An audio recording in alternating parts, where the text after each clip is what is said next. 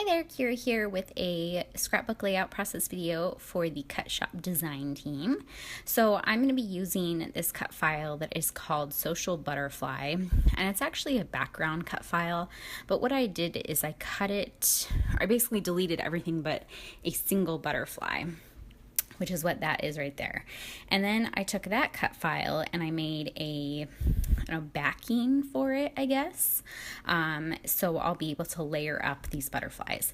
So I cut out double the backings as I did the outline. So I will have two pieces of the backing paper and then one layered butterfly on top.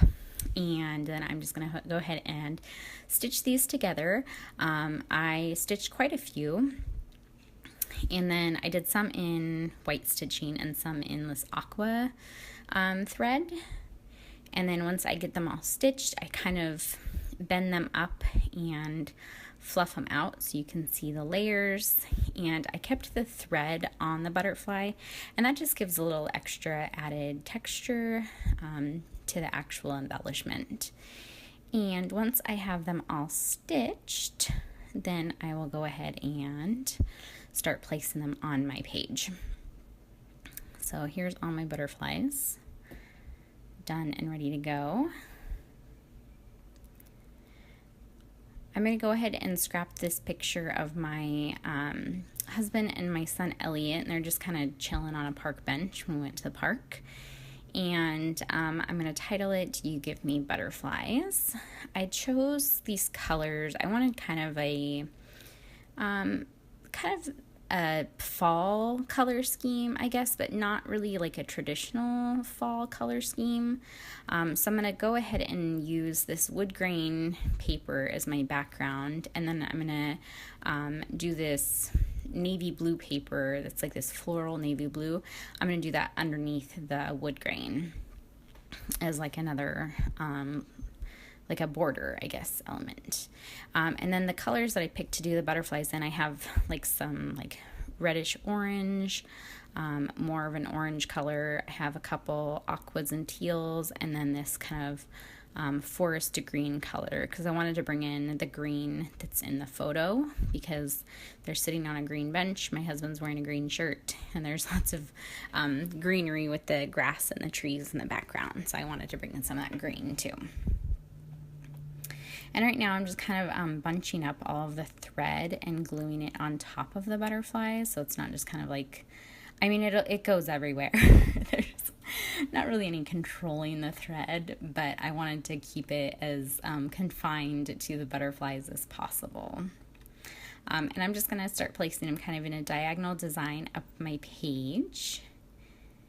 And, you know, I fuss with them, and then I end up taking them all off, and I don't know why I place them down in the first place. They never end up where I had originally put them, so I don't know why I do this. Please tell me I'm not alone, though. Please tell me that you guys do this, too.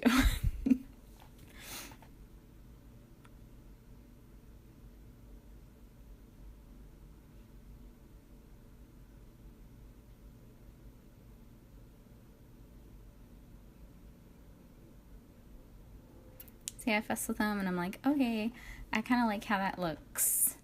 And then I go ahead and move them around some more, and then decide I like the way that looks. And then I will push them all off of the page. There we go. So I'm going to go ahead and adhere down my paper. I'm just going to trim about an inch off of I think maybe just maybe it's an inch, I don't know, inch off of each side, or two sides, I guess. And then I'm going to go ahead and distress the edges of this.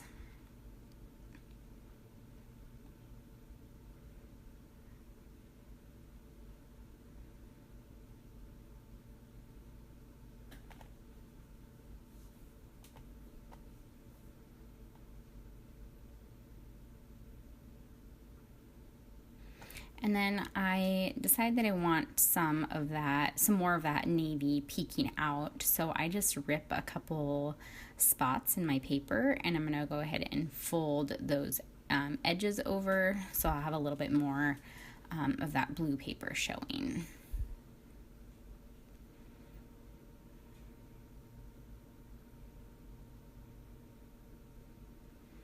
And then I decided it might be cute to put one of these little butterflies underneath the little corner pieces, just as a little added pop of fun, something fun and unexpected. So I'm gonna go ahead and just adhere this down because I want to be able to staple my little edges down. And I just use my tiny attacher and add some staples.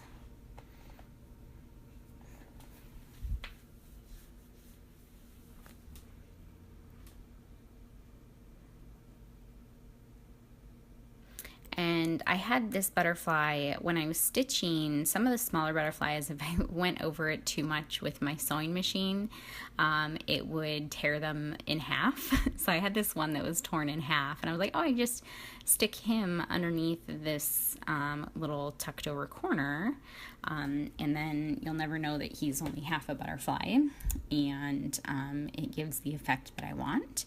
And I was gonna place this butterfly, this orange one, down on the bottom little tear, and have it kind of look like it was coming out from under there, but I just thought it was too much, and so I end up taking that one out. You'll see in a little bit, I'll take that butterfly out of there, and I'll end up just kind of twirling up some of the thread and just tucking that under that spot.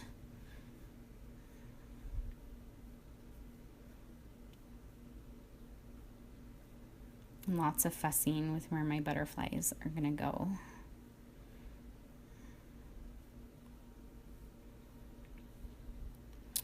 So I've got my butterflies where I want them. I've tucked in the thread. You can't see it really well here, but you will be able to see it in the close-ups.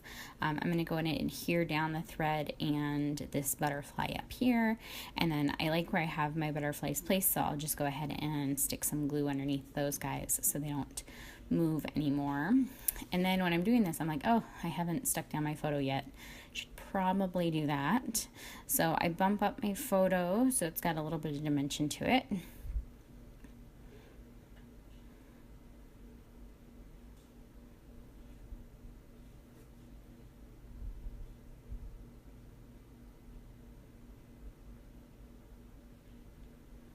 And I'll stick that there. And then this butterfly will kind of go on top of the photo.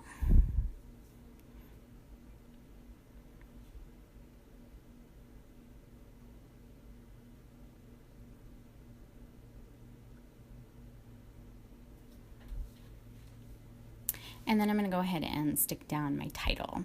I have these, they're kind of a wood grain pattern, and they actually match kind of perfectly with this background paper. And they're just these little tiny alphas. I'm going to spell out "you give me" in these tiny alphas, and then in some white foam thickers, I will spell out "butterflies." And then I thought that I would stitch on top of the foam thickers with some of that aqua thread. And I'll just stitch right over that, just back and forth a few times. And then once I have that done, I'll add a date stamp, which I think I do off camera, but that will pretty much finish off my layout. I hope you guys like this. You can see more detailed pictures here at the end, or check out the Cut Shop blog, which I will link down below. And I will see you guys soon for another scrapbook layout process video. Have a good day. Bye.